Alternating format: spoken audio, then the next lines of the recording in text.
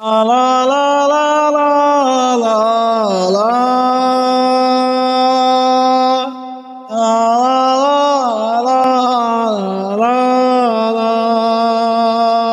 আচ্ছা, এই মাইয়াতে তুমি তো বড় ছেলে, তুমি না এই কবরের ব্যবস্থা করো, দানাদার ঘোষণা দিয়ে দাও মসজিদে, আমরা সবাই দাঁড়ান মেম্বার সাহেব,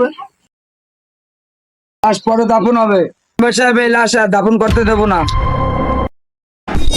ইনি আমার উপরে জুলুম করছে। আমার 100 জমি সে দখল করে খাইছে বছরকে বছর। এই লাশ তো আমি এখন দাফন করতে দেবো না। আগে আমার জমি ফেরত চাই। বুঝলেন ভাই, লোকটা তো মারা গেছে, এখন তো আপনি এই কথা বললে তো মানাবে না, বুঝছেন? আপনি আমার কাছে গেছিলেন আমি জানি, কিন্তু এখন যদি আপনি এইসব কথা বলেন, এগুলো তো ছেলে আছে